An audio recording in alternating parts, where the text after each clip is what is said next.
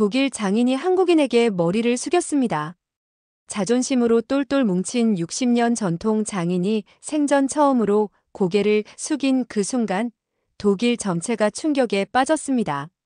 평생 독일 기술이 최고라고 외쳤던 그가 눈물까지 흘리며 말한 한마디가 유럽 언론을 뒤흔들고 있는데요. 그 뒤에는 차마 믿기 어려운 반전이 숨겨져 있었습니다. 한 장의 작은 신문 기사에서 시작된 이 놀라운 이야기, 그 진실이 마침내 공개됩니다. 저는 안나 슈타이너입니다. 독일 프라이부르크에서 태어나 기계공학 박사가 되었어요. 34살이 되도록 제 인생은 정말 순탄했죠. 독일 최고 자동차 회사에서 수소 연료 전지차 연구팀을 이끌고 있었거든요. 하지만 그날 모든 것이 무너졌습니다. 실험실에 들어서자마자 느꼈어요. 오늘이 제 인생을 바꿀 날이라는 걸. 6개월 동안 밤낮으로 개발한 수소 연료 전지 시스템의 최종 테스트였거든요. 회사에서 저를 팀 리더로 믿고 맡긴 프로젝트였습니다. 자신만만했어요. 제가 직접 설계한 연료전지 스택, 정교하게 계산된 분리판, 완벽한 이론적 모델까지 준비했으니까요. 목표는 85% 효율 달성이었습니다. 수소가 주입되기 시작했어요. 화면에 숫자들이 올라가기 시작했죠. 20%, 30%, 40%, 50%. 연구원들의 얼굴에 기대감이 피어올랐어요. 그런데 갑자기 삐삐삐 경고음이 울렸습니다. 효율이 52%에서 더 이상 오르지 않았어요. 아니, 떨어지기 시작했습니다. 50%, 48%, 45%. 연료전지 스택에서 이상한 소리가 나기 시작했거든요. 지지지, 지지지. 마치 뭔가 타는 것 같은 소리였어요. 온도가 급상승했습니다. 압력도 불안정해졌고요. 결국 시스템을 긴급 셧다운해야 했어요. 6개월의 노력이 30분 만에 무너지는 순간이었죠. 동료 라이너가 차가운 목소리로 말했습니다. 완전 실패라고. 실험실이 조용해졌어요. 모든 사람들이 저를 바라봤죠. 이게 몇 번째냐고. 지난번에도 실패, 그 전에도 실패였다고 누군가 중얼거렸습니다. 제 얼굴이 화끈거렸어요. 정말 그랬거든요. 세 번째 실패였습니다. 기계는 머리로만 고치는 게 아니야. 넌 손이 없잖아. 라이너의 말이 실험실에 메아리 쳤어요. 다른 연구원들이 고개를 끄덕였죠. 저는 그 순간 깨달았습니다. 제가 10년간 이론과 설계에만 매달렸지 정작 기계를 직접 만져본 적이 거의 없다는 걸 말이에요. 평생 컴퓨터 앞에서만 설계나 하던 사람이라는 비아냥이 귓가에 맴돌았어요. 손이 없는 박사라는 말이 가슴을 찔렀습니다. 그날 밤 저는 사직서를 썼어요. 더 이상 견딜 수 없었거든요. 집으로 가는 기차 안에서 휴대폰을 봤는데 회사 단체 채팅방에 제 얘기가 올라와 있더라고요. 안나 결국 포기했다는 말들, 역시 이론만 아는 박사의 한계였다는 비아냥들이 가득했어요. 정말 참담했습니다. 창밖으로 스쳐가는 독일 시골 풍경을 보면서 생각했어요. 독일은 정밀 기계의 나라라고 자부해왔는데 정작 저는 아무것도 제대로 만들지 못했구나. 고향 프라이부르크에 도착했을 때 아버지가 마중 나와 계셨습니다. 하일리 슈타이너. 이 작은 마을에서 60년째 시계를 수리해온 장인이죠. 차 안에서 아버지가 무슨 일이냐고 물으셨지만 저는 대답할 수가 없었어요. 회사를 그만뒀다고 겨우 말씀드렸더니 또 도망친 거냐는 말씀이 돌아왔습니다. 칼로 베이는 것 같았어요. 어릴 때부터 들어왔던 말이었거든요.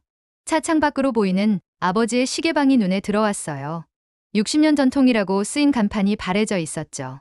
어릴 때는 그 간판이 자랑스러웠는데 지금은 왠지 초라해 보였습니다. 집에 도착해 시계방 문을 열고 들어서는 순간 뭔가 달라졌다는 걸 느꼈어요. 예전처럼 정확하고 힘차던 시계 소리가 아니었거든요. 딸깍, 딸깍, 힘없고 불규칙했습니다. 아버지를 보니 더 충격이었어요. 평생 어떤 정밀한 부품도 완벽하게 다루시던 그 손이 미세하게 떨리고 계셨거든요. 늙으니까 그런가 보다며 작은 나사도 제대로 못 잡겠다고 하셨어요. 작업대 위에는 분해된 시계 부품들이 어지럽게 놓여 있었습니다.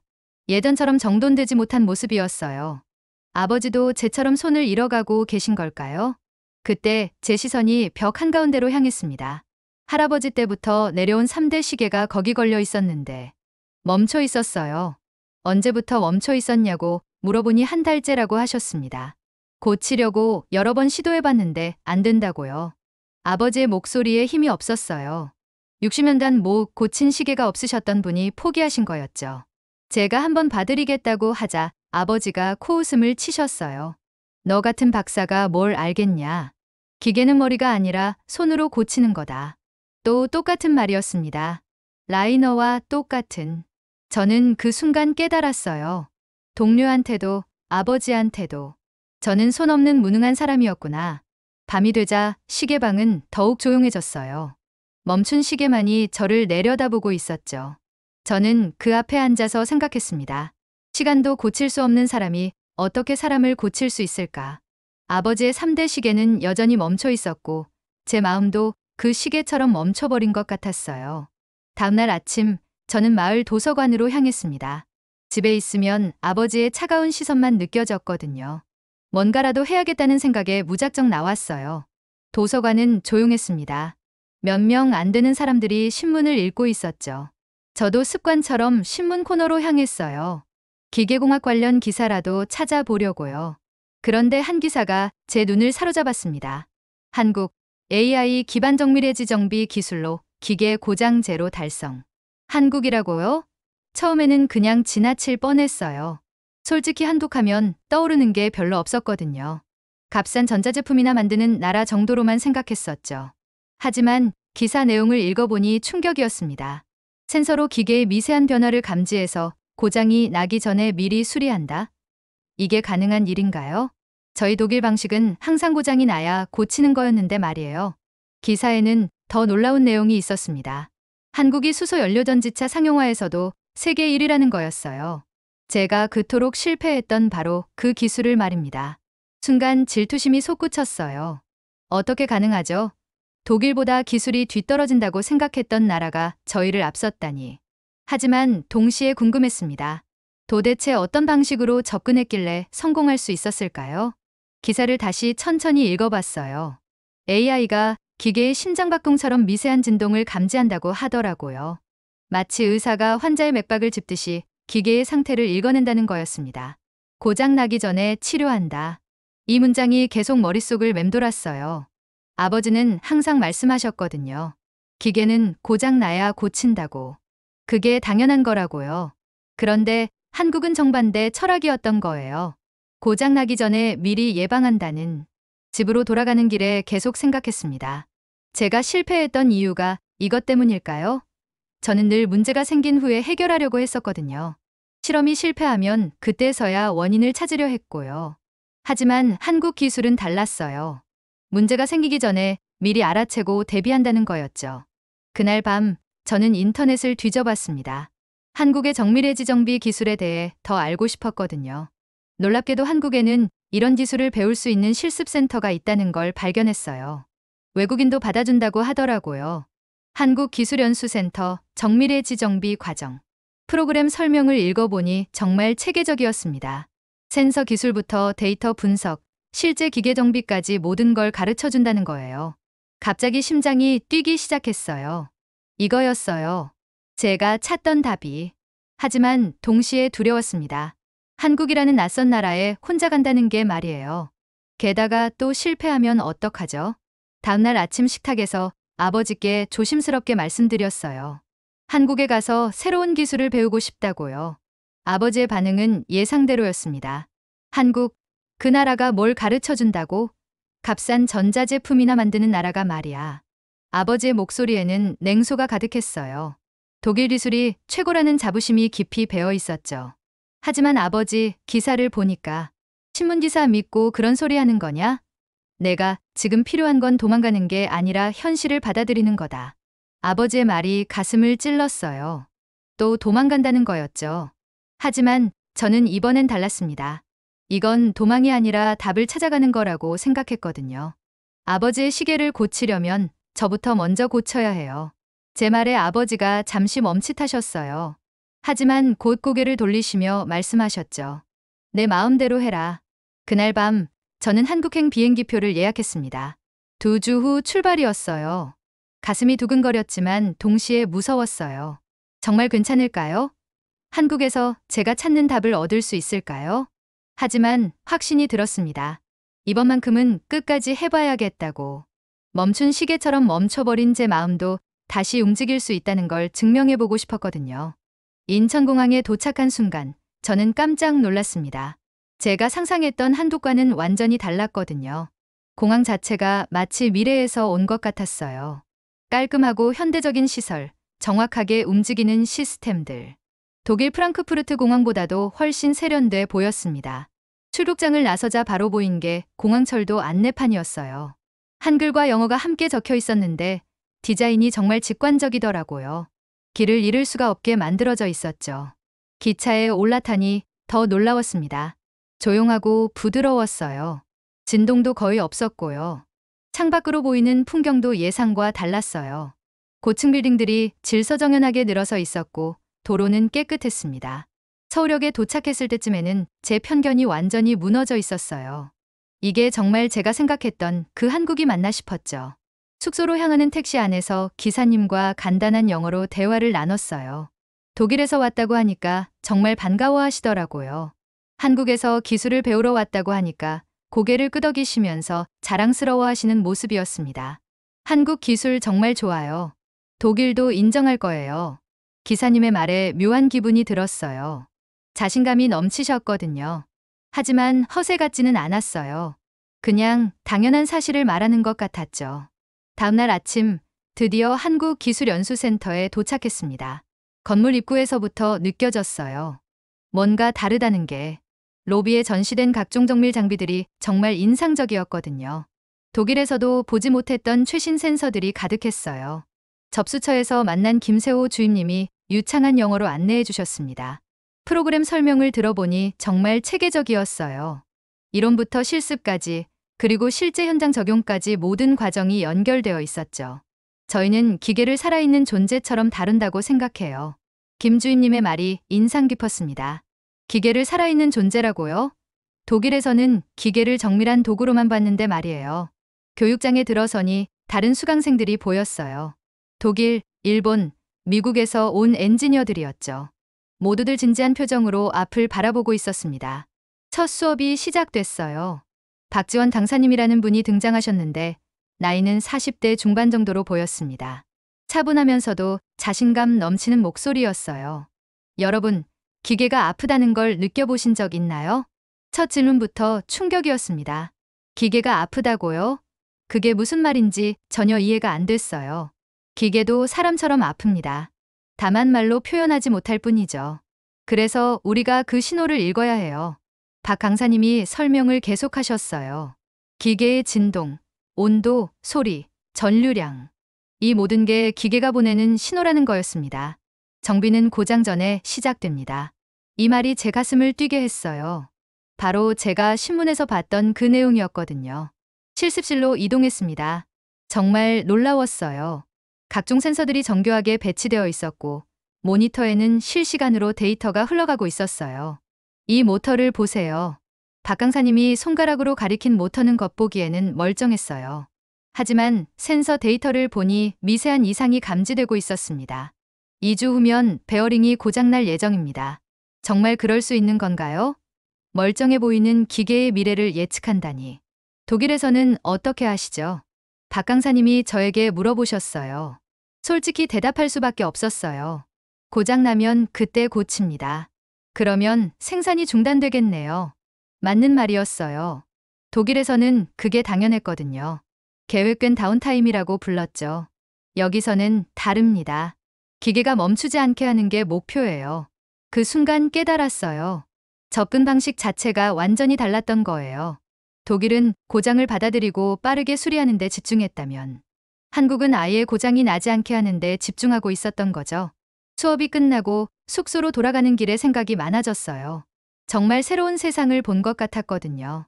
한국이라는 나라에 대한 제 편견이 얼마나 잘못됐었는지 깨달았습니다. 조용히 그러나 확실하게 기술을 쌓아온 나라였던 거예요. 그날 밤 아버지께 메시지를 보냈어요. 한국에 잘 도착했다고, 그리고 정말 놀라운 기술들을 배우고 있다고요. 하지만 답장은 오지 않았습니다. 아마 아직도 제가 도망쳤다고 생각하고 계실 거예요. 괜찮아요. 곧 보여드릴 테니까요. 제가 정말로 달라질 수 있다는 걸. 둘째 날 아침 저는 누구보다 일찍 교육센터에 도착했습니다. 어젯밤 잠이 잘 오지 않았거든요. 박 강사님이 보여준 기술들이 계속 머릿속을 맴돌았어요. 정말로 기계의 고장을 미리 예측할 수 있다는 게 믿어지지 않았거든요. 실습실 문을 열고 들어서니 각종 장비들이 조용히 저를 맞아주었어요. 어제 봤던 센서들, 모니터들, 그리고 그 신비로운 데이터들이 말이죠. 뒤에서 들린 목소리에 돌아보니 박 강사님이 계셨어요. 박지원 강사님이었죠. 커피 2잔을 들고 계셨는데 독일 커피보다는 약하겠지만 마셔보라고 권해주셨어요. 따뜻한 커피를 받아들고 한 모금 마셨어요. 생각보다 진하고 향이 좋았습니다. 어제 수업이 어땠냐고 물어보셔서 솔직하게 답했어요.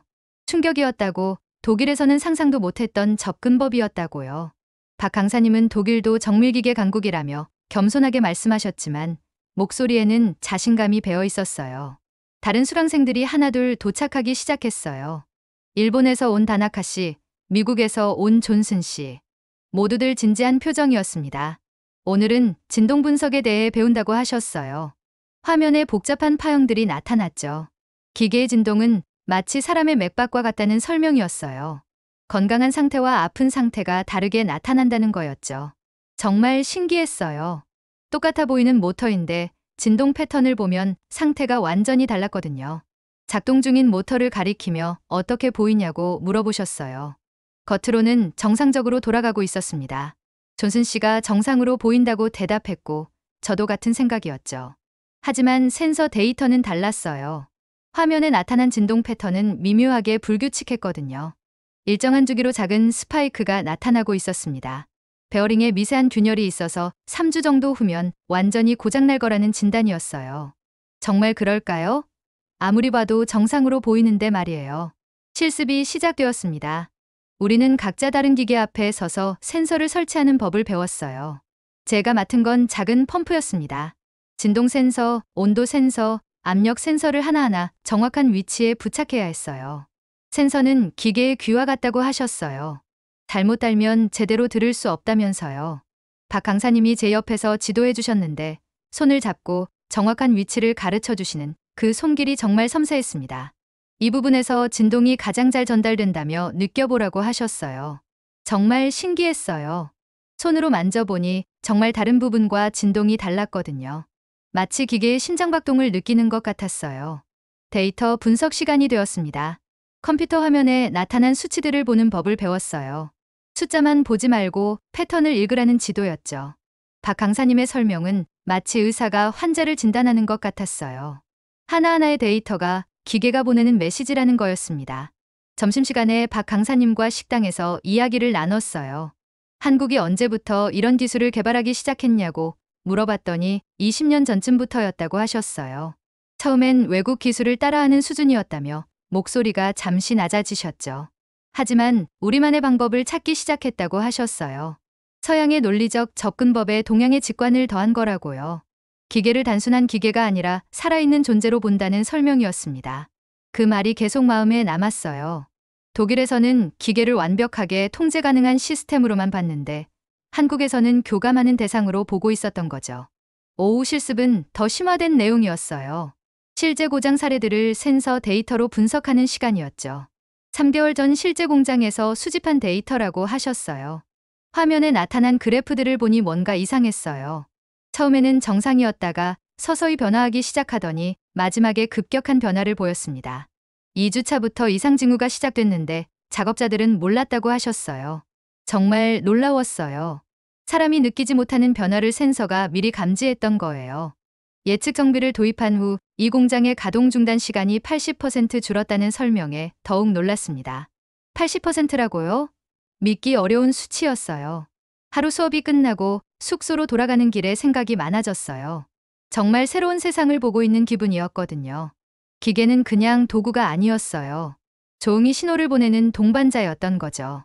제가 독일에서 실패했던 이유도 이제 조금 알 것 같았어요. 저는 기계에게 명령만 내렸지 기계의 목소리를 들으려 하지 않았거든요. 그날 밤 아버지께 다시 메시지를 보냈어요. 한국에서 정말 놀라운 걸 배우고 있다고, 곧 좋은 소식을 들려드릴 수 있을 것 같다고요. 여전히 답장은 없었지만 괜찮았어요. 이제 확신이 생겼거든요. 제가 정말로 달라질 수 있다는 확신이 말이에요.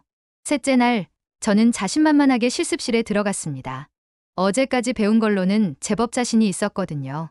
센서 설치도 익숙해졌고 데이터 읽는 법도 어느 정도 감이 잡혔어요. 독일에서 10년간 쌓은 이론적 배경이 도움이 되는 것 같았습니다. 오늘은 실제 고장난 기계를 직접 진단해보는 실습이었어요. 박 강사님이 준비해둔 건 작은 회전기계였습니다. 겉보기에는 멀쩡해 보였지만 뭔가 문제가 있다고 하셨어요. 다른 수강생들과 팀을 나눠서 진행하기로 했어요. 저는 일본에서 온 다나카 씨와 팀이 되었습니다. 다나카 씨는 조용하지만 꼼꼼한 분이었어요. 센서 설치부터 시작했어요. 진동 센서를 부착하는데 어제 배운 대로 정확한 위치를 찾아야 했습니다. 손으로 만져보면서 진동이 가장 잘 전달되는 부분을 찾았어요. 그런데 센서를 고정하는 순간 제 손이 미세하게 떨렸습니다. 별것 아닌 실수였어요. 센서가 살짝 비뚤어졌을 뿐이었죠. 하지만 그 순간 뭔가 이상한 기분이 들었어요. 가슴이 답답해지기 시작했습니다. 다나카 씨가 괜찮냐고 물어봤지만 저는 괜찮다고 대답했어요. 다시 센서를 정확히 설치하고 데이터 수집을 시작했습니다. 화면에 나타난 진동 데이터를 분석하기 시작했어요. 파형이 복잡했지만 어제 배운 패턴 분석법을 적용해봤습니다. 그런데 자꾸 집중이 안 됐어요. 손이 계속 떨리는 것 같았거든요. 데이터를 보다가 실수를 했어요. 주파수 범위를 잘못 설정해서 엉뚱한 값이 나온 거였죠. 다시 하려는데 또 실수했습니다. 안나 씨, 괜찮으세요? 다나카 씨가 걱정스러운 목소리로 물어봤어요. 제 얼굴이 창백해졌나 봐요. 그때 박 강사님이 다가오셨습니다. 제 화면을 보시더니 조용히 물어보셨어요. 뭔가 문제가 있냐고요. 저는 괜찮다고 했지만 실제로는 괜찮지 않았어요. 자꾸 예전 기억이 떠올랐거든요. 독일 연구실에서의 그 끔찍한 순간들이 말이에요. 점심시간이 되자 저는 혼자 건물 옥상으로 올라갔습니다. 신선한 공기를 마시면 좀 나아질 것 같았거든요. 서울 시내가 한눈에 보였어요. 높은 빌딩들, 바쁘게 오가는 사람들. 활기찬 도시였습니다. 하지만 제 마음은 점점 어두워졌어요. 갑자기 기억이 쏟아지기 시작했습니다. 독일 자동차 공장 연구실. 저는 수소 연료전지 시스템의 최종 점검을 하고 있었어요. 모든 준비가 완료됐고 동료들이 지켜보는 가운데 시스템을 가동시켰습니다. 처음에는 순조로웠어요.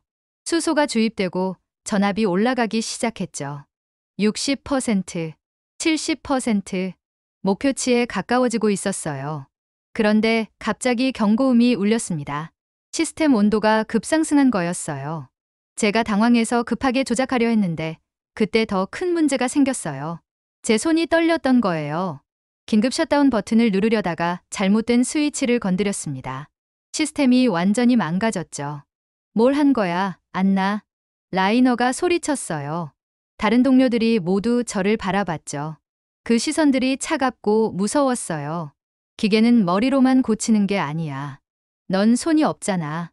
그 말이 제 가슴을 찔렀어요. 손이 없다고요? 평생 이론만 파다가 이런 꼴 난다고요? 동료들의 속삭임이 들렸어요. 역시 여자는 중요한 순간에 믿을 수 없다는 말들, 이론만 아는 박사의 한계라는 비아냥들. 그날 이후로 제 손은 계속 떨렸어요. 정밀한 작업을 할 때마다 그 기억이 떠올랐죠. 옥상에서 그 기억들이 다시 살아났어요. 손을 보니 정말로 떨리고 있었습니다. 한국에 와서 새로운 시작을 하려고 했는데 결국 똑같은 거였어요. 저는 여전히 손 없는 박사였던 거죠. 오후 수업 시간이 되어 다시 내려갔어요. 하지만 집중할 수가 없었습니다. 센서 데이터를 보는데 숫자들이 흐릿하게 보였어요. 박 강사님이 제 상태를 눈치채셨는지 쉬어도 된다고 하셨어요. 하지만 저는 끝까지 해보겠다고 했습니다. 그게 실수였어요. 마지막 실습에서 또 실수를 했거든요. 압력 센서를 잘못 연결해서 전체 시스템에 오류가 생겼어요. 다른 팀들의 실습까지 중단됐죠. 실습실이 조용해졌어요. 모든 사람들이 저를 바라봤습니다. 독일에서와 똑같은 상황이었어요. 죄송합니다. 겨우 그 말만 할 수 있었어요. 박 강사님은 괜찮다고 하셨지만 제 얼굴은 화끈거렸습니다. 그날 밤 숙소로 돌아가서 한참을 울었어요. 결국 똑같았던 거예요. 한국에 와서도 저는 여전히 무능한 사람이었습니다. 아버지가 옳았어요. 이건 도망이었어요. 현실을 피해서 다른 곳으로 온 거였죠. 하지만 이상했어요. 울고 나니까 오히려 마음이 편해졌거든요. 더 이상 완벽한 척할 필요가 없었어요. 다음날 아침, 저는 다른 누구보다 일찍 실습실에 도착했습니다. 어제의 실수를 만회하고 싶었거든요. 아니, 정확히는 제 자신과 다시 마주하고 싶었어요. 넷째 날 아침, 저는 실습을 완벽하게 해냈습니다. 어제의 실수가 오히려 독이 됐던 것 같아요. 더 이상 완벽한 척하지 않으니까 손도 덜 떨렸거든요. 센서 설치도 정확했고 데이터 분석도 깔끔하게 마쳤어요. 박 강사님이 제 작업을 보시더니 많이 좋아졌다고 하셨습니다. 다나카 씨도 오늘은 정말 집중했다며 엄지를 들어 올렸어요. 그날 오후 저는 혼자 서울 시내를 걸어보기로 했습니다. 계속 교육센터와 숙소만 오가다 보니 답답했거든요. 한국의 일상을 느껴보고 싶었어요. 지하철을 타고 종로 쪽으로 향했습니다. 사람들이 정말 많았어요. 하지만 독일의 러시아어와는 달랐어요. 복잡하지만 질서가 있었고 빠르지만 여유가 느껴졌죠. 종로에서 내려걷다 보니 전통시장이 나타났어요. 동대문 근처의 작은 골목 시장이었습니다. 좁은 골목 양쪽으로 작은 가게들이 빼곡히 들어서 있었어요. 과일 가게, 반찬 가게, 옷 가게. 정말 다양한 상점들이 있었습니다. 사람들의 목소리가 활기차게 들렸어요. 독일의 조용한 상점가와는 완전히 다른 분위기였죠. 골목을 걷다 보니 작은 시계 수리점이 눈에 들어왔어요. 문이 열려 있었고 안에서 할아버지 한 분이 시계를 만지고 계셨습니다. 호기심이 생겨서 가까이 다가갔어요. 할아버지는 70대 정도로 보였어요. 머리는 하얗게 세웠지만 눈빛은 또렷했습니다. 작업대 위에는 분해된 시계 부품들이 정교하게 놓여 있었어요. 제가 문 앞에 서자 할아버지가 고개를 들어 저를 보셨어요. 외국인인 걸 알아차리셨는지 영어로 말을 걸어주셨습니다. 간단한 영어였지만 따뜻한 목소리였어요. 어디서 왔냐고, 시계에 관심이 있냐고 물어보셨죠. 독일에서 왔다고, 아버지도 시계 수리공이라고 말씀드렸어요. 할아버지의 얼굴이 밝아지셨습니다. 독일 시계는 정말 훌륭하다며 칭찬하셨어요. 하지만 저는 솔직하게 말씀드렸어요. 아버지의 시계를 고치지 못해서 고민이라고요. 할아버지가 작업대 위에 시계를 가리키며 말씀하셨어요. 이것도 심장과 같아요. 너무 빠르면 망가지고 느리면 멈추죠. 심장과 같다고요? 갑자기 박 강사님의 말이 떠올랐어요. 기계를 살아있는 존재로 본다는 그 말이요. 할아버지가 계속 설명해 주셨어요. 시계는 시간을 만드는 게 아니라 시간을 담는 그릇이라고요. 사람의 시간, 사람의 마음을 담는 거라고 하셨습니다. 그 말을 들으니 눈물이 날 것 같았어요. 아버지의 3대 시계도 그런 거였겠죠. 할아버지의 시간, 아버지의 시간, 그리고 제 시간까지 담겨 있는 그릇이었던 거예요. 할아버지가 시계 부품을 하나씩 조립하시는 모습을 지켜봤어요. 손동작이 정말 섬세했습니다. 마치 춤을 추는 것 같았어요. 천천히 해야 해요. 급하면 부러져요. 할아버지의 말씀이 가슴에 와 닿았어요. 저는 지금까지 너무 급했던 것 같아요. 빨리 성공하려고, 빨리 인정받으려고 했던 거죠. 30분 정도 지켜보고 있으니 시계가 완성됐어요. 똑딱똑딱 소리가 울리기 시작했습니다. 정말 신기했어요. 멈춰있던 시계가 다시 살아난 거잖아요. 시간이 다시 흘러요. 할아버지가 웃으시며 말씀하셨어요. 그 순간 뭔가 깨달은 것 같았어요. 제가 고쳐야 할 건 시계가 아니라 시간이었어요. 멈춰버린 제 시간, 아버지와의 시간 말이에요. 할아버지께 감사 인사를 드리고 시장을 나왔어요. 발걸음이 가벼워진 것 같았습니다. 교육센터로 돌아가는 지하철 안에서 생각했어요. 한국에서 배우는 건 단순한 기술이 아니었어요. 기계와 교감하는 법, 시간을 느끼는 법을 배우고 있었던 거죠. 독일에서는 기계를 정복하려 했어요. 통제하고 지배하려 했죠. 하지만 한국에서는 달랐어요. 기계와 함께 호흡하는 법을 가르쳐주고 있었습니다. 다음날 실습 시간, 저는 완전히 달라져 있었어요. 같은 회전기계였지만 이번에는 다르게 접근했습니다. 센서를 부착하기 전에 먼저 기계의 소리를 들어봤어요. 손으로 만져서 진동을 느껴봤고요. 마치 환자를 진찰하는 의사처럼 천천히 조심스럽게 작업했습니다. 데이터를 분석할 때도 달랐어요. 숫자만 보지 않고 패턴을 읽으려 했어요. 기계가 무엇을 말하려는지 들어보려 했죠. 그러자 보였어요. 베어링 부분에서 나오는 미세한 신호가 고장 직전의 징후였어요. 완벽합니다. 박 강사님이 제 분석 결과를 보시며 놀라셨어요. 정확한 진단이었다고 하셨습니다. 그 순간 확신이 들었어요. 제가 찾던 답이 바로 이거였구나.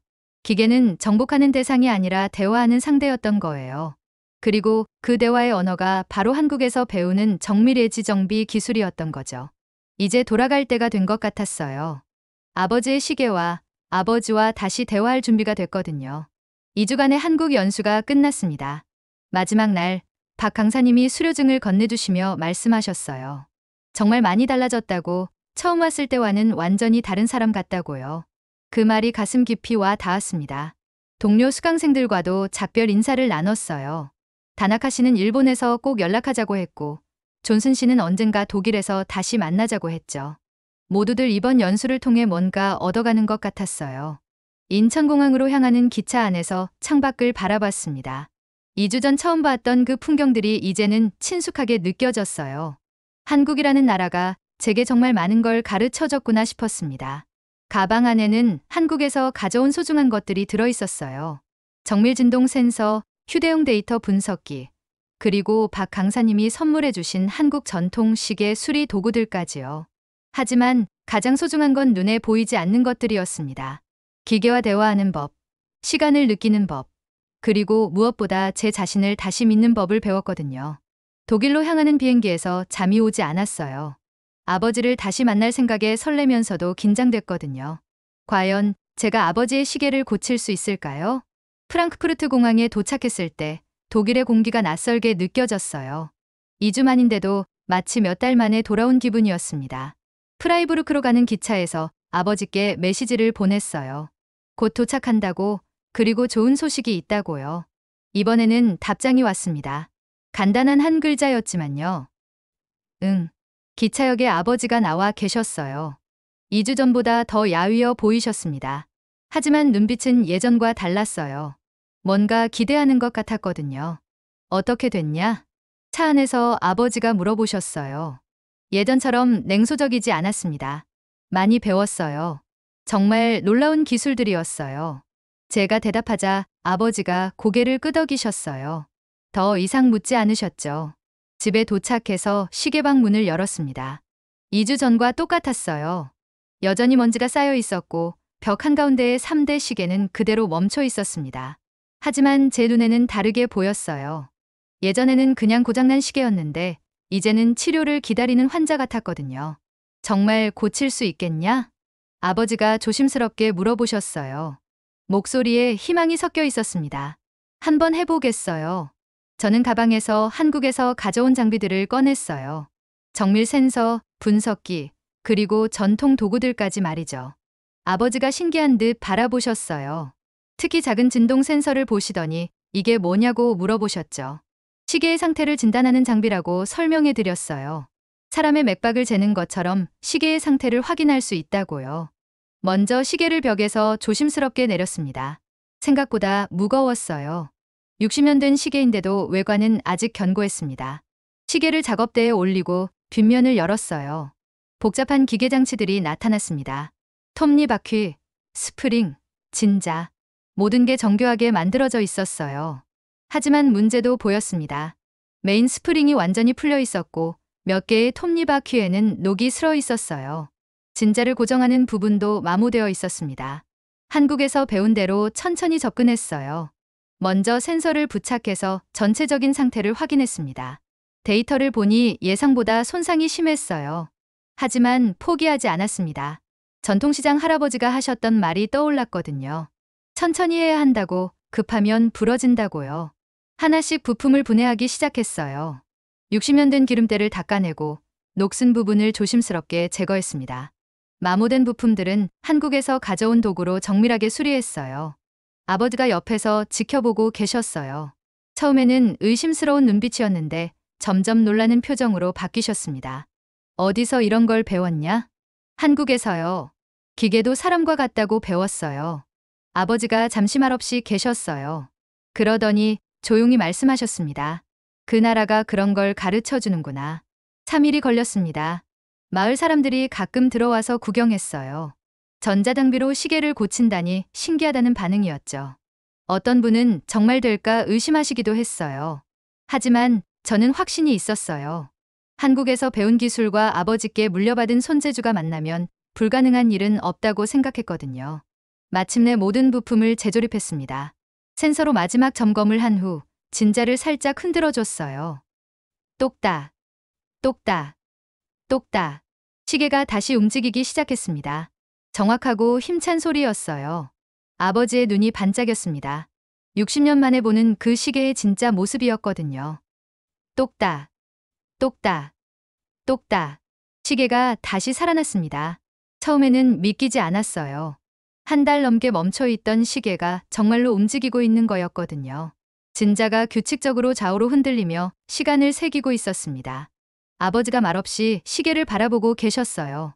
60년간 시계방을 지켜온 그 시계가 다시 움직이는 모습을 보시는 거였죠. 아버지의 눈가가 촉촉해 보였습니다. 정말 된 거냐? 아버지의 목소리가 떨렸어요. 믿기 어렵다는 표정이었죠. 저는 센서로 마지막 점검을 했어요. 진동 패턴이 완벽했습니다. 온도도 정상이었고 모든 부품이 조화롭게 작동하고 있었어요. 네, 완전히 고쳐졌어요. 그 순간 아버지가 제 어깨에 손을 올리셨어요. 60년 넘게 시계를 수리해 오신 그 손이 저를 토닥여주고 있었습니다. 고맙다, 안나. 평생 들어본 적 없는 말이었어요. 아버지가 저에게 고맙다고 하신 건 처음이었거든요. 그날 저녁 온 마을이 소란스러웠어요. 슈타이너 시계방의 3대 시계가 다시 움직인다는 소식이 퍼진 거였죠. 마을 사람들이 하나둘씩 찾아와서 시계를 구경하기 시작했어요. 정말 신기하네. 전자 장비로 시계를 고치다니. 한국에서 배워온 기술이라고? 요즘 젊은 사람들은 대단해. 사람들의 반응이 신기했어요. 처음에는 의심스러워했던 분들도 이제는 감탄하고 계셨거든요. 그런데 가장 놀라운 건 아버지의 변화였어요. 이 아이가 한국에서 새로운 기술을 배워왔어요. 아버지가 마을 사람들에게 자랑스럽게 말씀하시는 거였어요. 제가 어떤 기술을 배웠는지, 어떻게 시계를 고쳤는지 하나하나 설명해 주셨습니다. 한국 사람들이 기계를 대하는 방식이 우리와 다르다더군요. 아버지의 목소리에는 존경이 담겨 있었어요. 한국이라는 나라에 대한, 그리고 그 기술에 대한 인정이었죠. 일주일이 지났습니다. 시계는 완벽하게 작동하고 있었어요. 하루에 1초도 틀리지 않는 정확성을 보여줬습니다. 아버지는 매일 아침 그 시계를 보며 하루를 시작하셨어요. 그리고 놀라운 일이 일어났습니다. 아버지의 손떨림이 줄어든 거예요.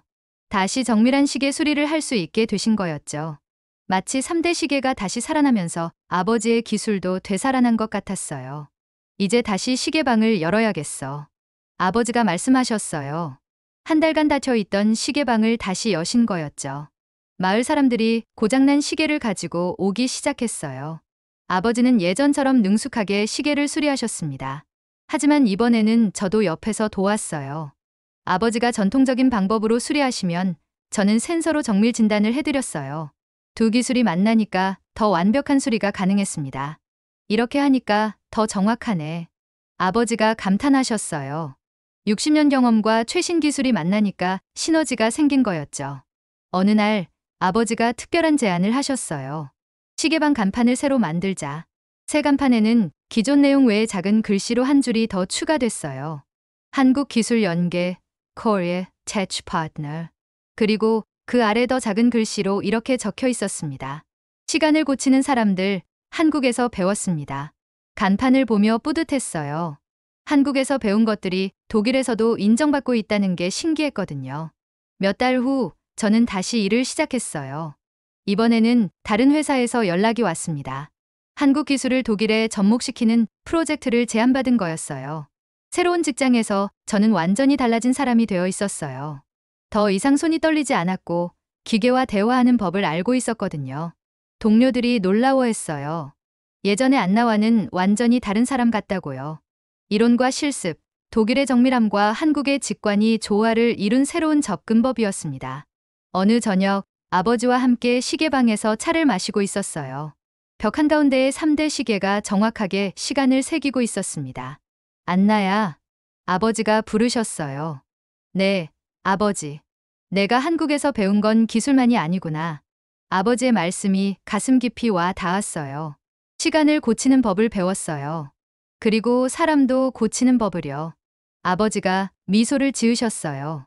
오랜만에 보는 따뜻한 미소였습니다. 똑딱, 똑딱, 똑딱. 3대 시계가 우리의 대화를 지켜보고 있었어요. 할아버지의 시간, 아버지의 시간, 그리고 제 시간이 다시 흐르기 시작한 거였죠. 안나는 한국에서 단순한 기술이 아닌 철학을 배웠습니다. 기계와 교감하고 시간을 치유하며 무엇보다 자신을 다시 믿는 법을 익혔죠. 독일과 한국의 기술이 만나 더 아름다운 결과를 만들어낸 이 이야기 어떠셨나요? 여러분도 포기하고 싶은 순간이 있다면 안나처럼 새로운 시각에서 도전해보세요. 감사합니다.